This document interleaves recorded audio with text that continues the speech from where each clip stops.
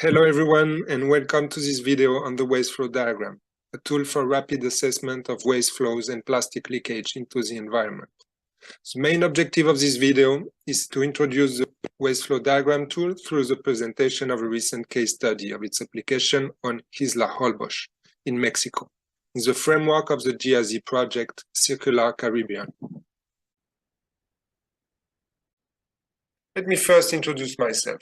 My name is Camilo, and I am a municipal solid waste management specialist.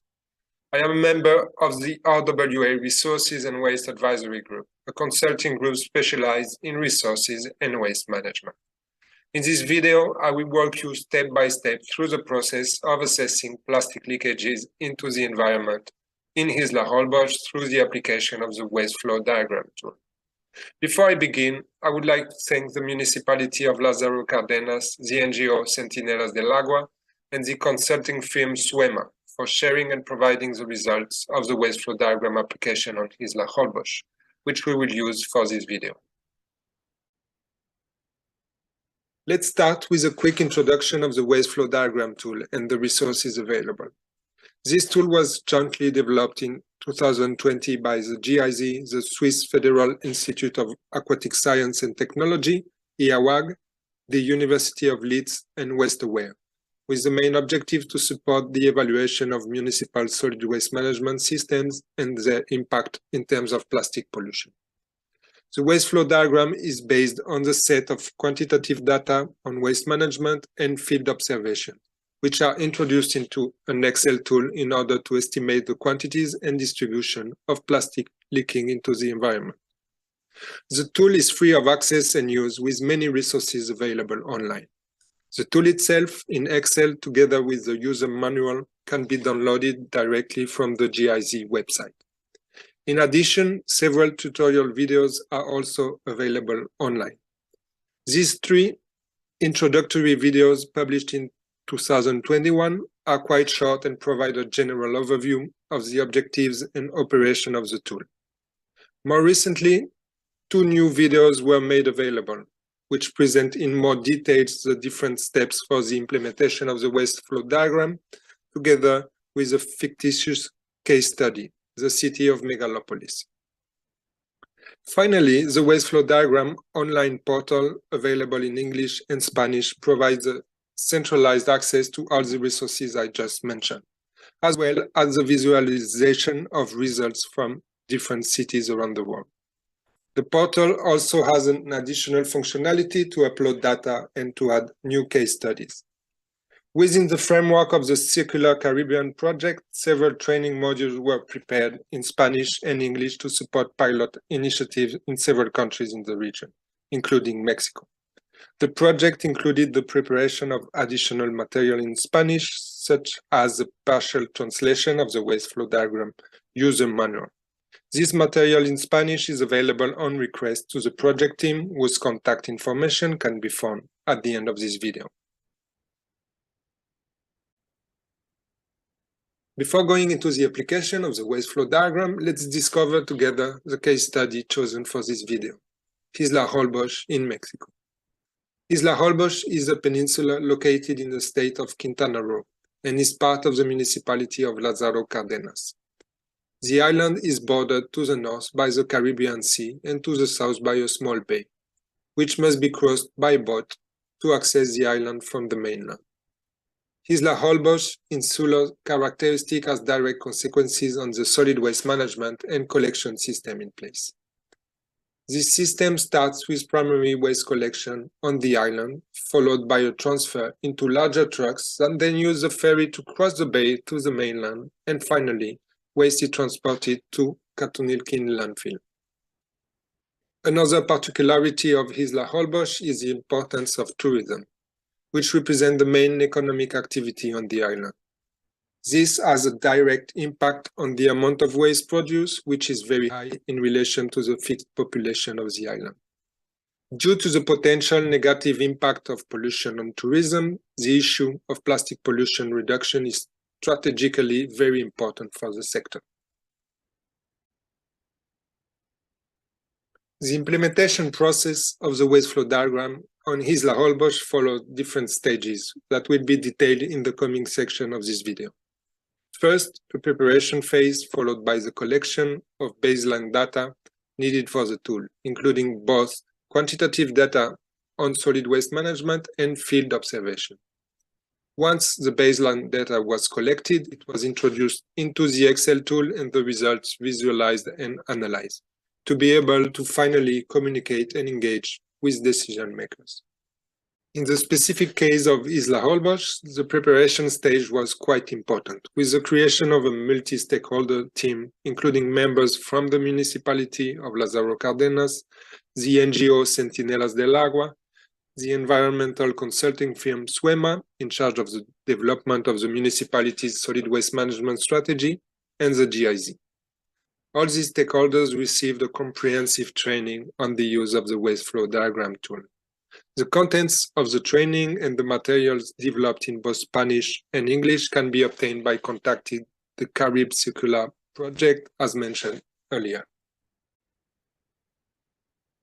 We will now move on to the main quantitative data required to model the waste streams within the waste flow diagram. The first data entry is the population, mainly used to estimate the amount of waste generated in the study area. In Isla Holbox, the permanent population is quite low, around 2,300 inhabitants, according to data from electoral registry and educational system. The non-permanent population, composed mainly of tourists and workers from the tourism sector, is much larger, with up to 5,000 tourists daily during the peak season. The waste generation per capita was obtained by summing up the generation of household waste and waste from tourism and commercial facilities.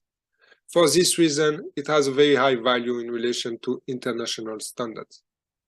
The theoretical waste composition was obtained using a mix of data from previous and recent characterization on the island and in other locations in the country, on domestic waste as well as waste from businesses and tourism. Data from the plastic waste recovery and recycling sector was obtained mainly through interviews with the municipality and local stakeholders working in the sector. These are only a few, and the quantities recovered, essentially PET, are quite low. Finally, the quantities of waste collected, transported, and disposed of at the final disposal site were estimated based on collection records and estimates of the truckloads based on their volumes. This was the preferred option as no weighting system was available, neither at the transfer station nor at the landfill.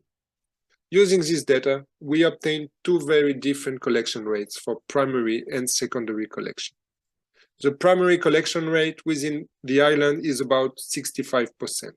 However, only a limited fraction of this waste is transported to the landfill, and more than half remains stockpiled at the transfer station on the island. The secondary collection rate from the island to the landfill is only 28%. Now that we have seen the main quantitative input data for the waste flow diagram, let's review the main qualitative data, which comes from field observations on plastic leakages and their fate in the environment. For leakages, observations are made for each stage of the solid waste management system, from collection to final disposal. The objective is to identify some key characteristics having a direct impact on the probability of plastic leakage, also called leakage influencers.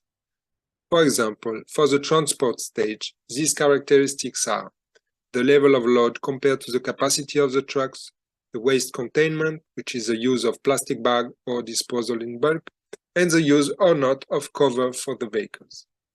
For each of these influencers, we determine from field observation what the leakage potential will be, low, medium, high, or very high. For this, we use the reference tables available in the user manual and the Excel tool as a guide and compare with the observed situation. For the example of the load of collection vehicle, if the load of most collection vehicles exceeds their capacity, a high leakage potential will apply to this influencer. On the opposite, if the load of most collection vehicles does not exceed capacity, the leakage potential will be low. Now that we have seen the general principle, let's look together at the main observations for the case study of Isla Holbox.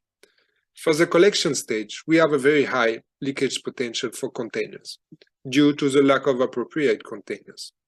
Waste is stored by generators in bags and boxes and exposed to animals, such as birds and raccoons, with long waiting times for collection services, particularly outside the central area of the island.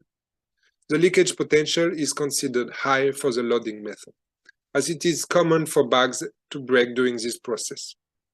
The leakage potential is also high for primary transport, as the collection vehicles are not completely enclosed.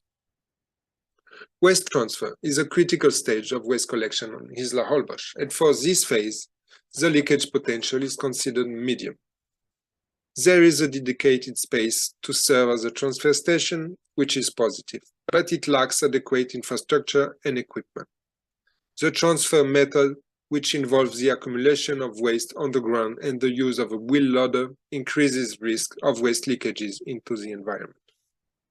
Now let's move on to the transport phase. As you can see on the picture, the situation on Isla Holbox is very particular, with the trucks being transported by ferry to the mainland, increasing the risk of direct leakage into the sea. Trucks are generally loaded to the limit or over their capacity, resulting in a high leakage potential. Many bags break during the transfer process, justifying a high leakage potential for containment. And finally, none of the vehicles are covered, corresponding to a very high leakage potential for this influence. As mentioned before, the sorting and recovery sector is not very developed on the island, and the extraction and transport method are considered to have a low leakage potential. The final disposal stage has 6 main characteristics that are considered to evaluate the leakage potential. In the case of Isla Holbox, the final disposal facility in use is called Cantunilkin landfill. Its location was studied to avoid flood-prone areas, and the potential for leakage due to environmental risk is considered null. However, the region is highly affected by storms and cyclones, and for this reason, the exposure to surface runoff and high winds is considered high. The characteristics related to landfill management are all considered to have high or very high leakage potential. Due to limitation in terms of equipment and resources available for proper